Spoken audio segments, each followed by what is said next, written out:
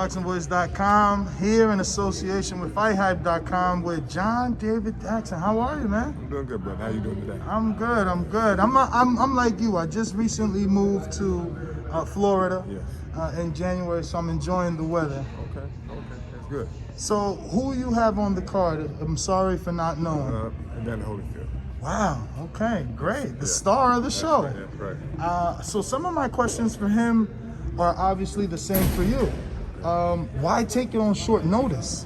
Well, luckily Evander's been training. We've been training since August of last year, and they're talking about fighting Tyson, and that fell through a couple of times, and then Kevin McBride, and that fell through. So luckily we were still in training when this fight came up. So for us it was just, hey, cool.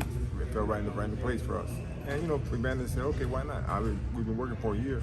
Let me do something. Just stay active. So as a trainer that's a former fighter, former champion, retired yourself, how did you find it?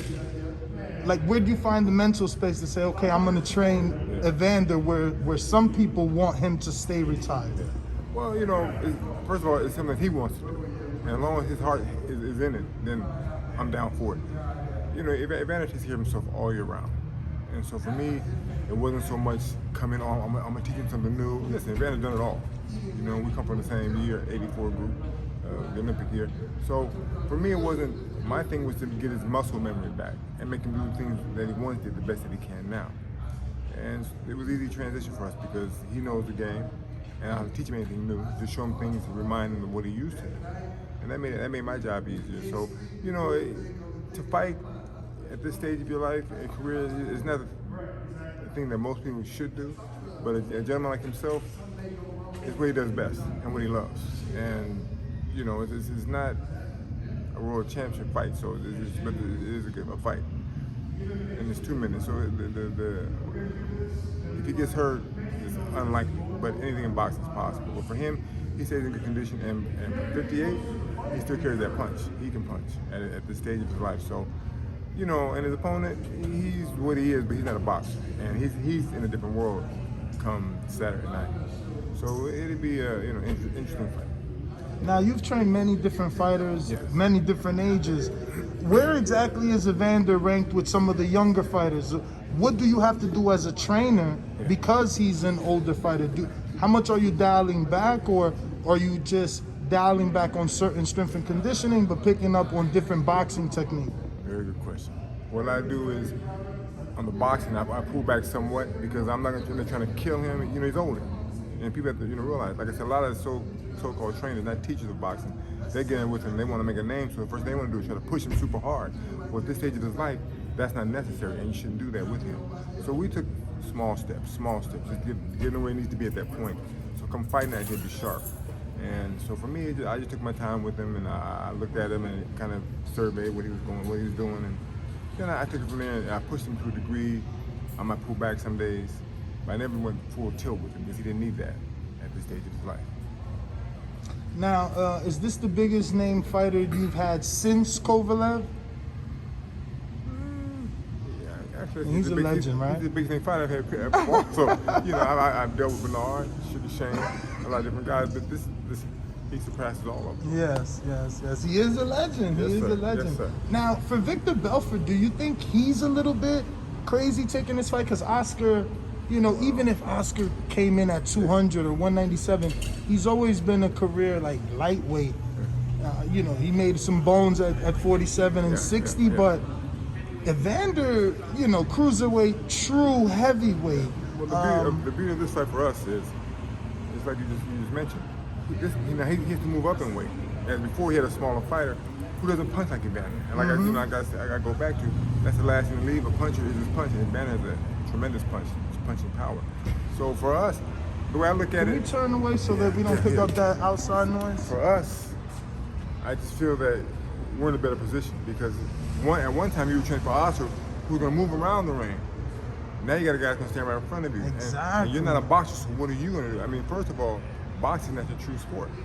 You've done little things, but you've been knocked. Listen, it works out better for us, especially now that he was training for Oscar. Movement. Now you got a person in front of him. What are you gonna do? What are you gonna do when you get clipped? So we'll see.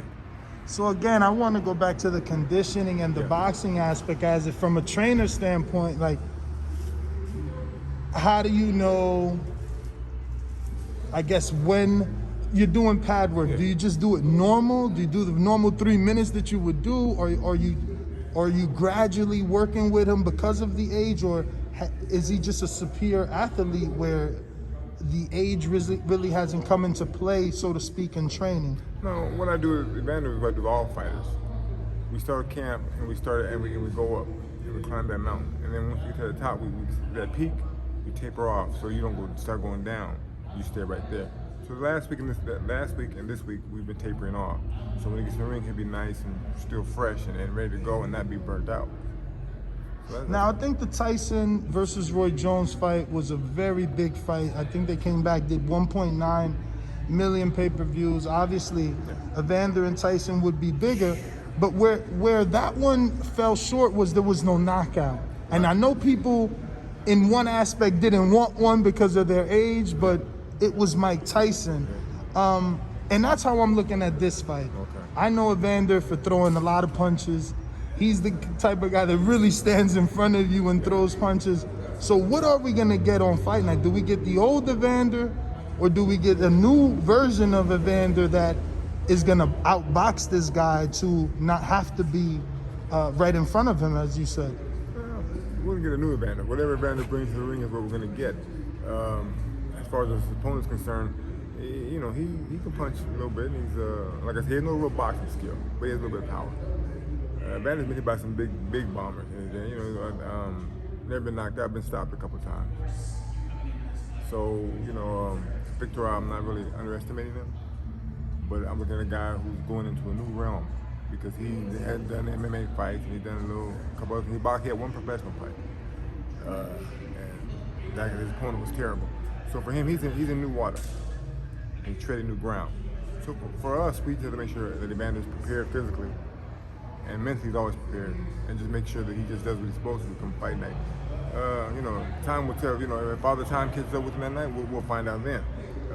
But he's been doing well in the gym, so I'm not worried about that. And you know, I just hope all things just work out well for him and everything come together that night.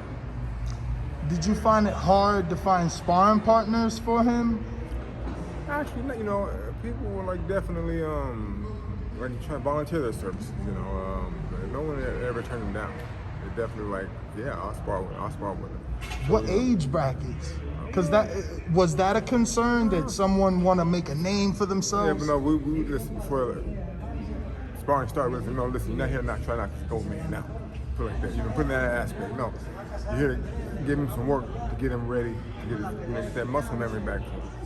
And if we saw anybody trying to do that, we stop and you got to get out because we don't need that. So all the guys that work with him were they were nice. They understood what we're trying to do, get him back where he needs to be in order to fight come Saturday. So any sparring partners you can name? No. I mean, the fight's tomorrow, Saturday. It was already over. But I got in the ring with him one day just to give him some work. Cause once we found out that Vitor is southpaw, then I got in with him. Oh, you got in there. Okay. Yeah. So what is your prediction for this fight? Well, you know, if Vitor, and I hope I'm saying his name right, Vitor, if he decides to come at Evander, it might be a short evening because his chin is suspect. And I'm not going to say really suspect. He's been knocked out a few times. So, you know, if he comes to fight, it makes it easier for him. If he runs, then we got a problem. Because now we got to try to chase him down. All right. Well, thank you. My pleasure. Yo, if you enjoyed the video, feel free to hit the like, subscribe, and share. As always, if you want to support us to the next level, head over to the patreon.com/ThaBoxingVoice. We have tons of exclusive from Border Wars, Entitled, betting shows, the list goes on and on and on. But in addition to that, if you guys have questions for fighters, trainers, and promoters, this is where you can submit them. We will run out, get these questions answered, and put it back on the show just for you guys. Appreciate it. Peace.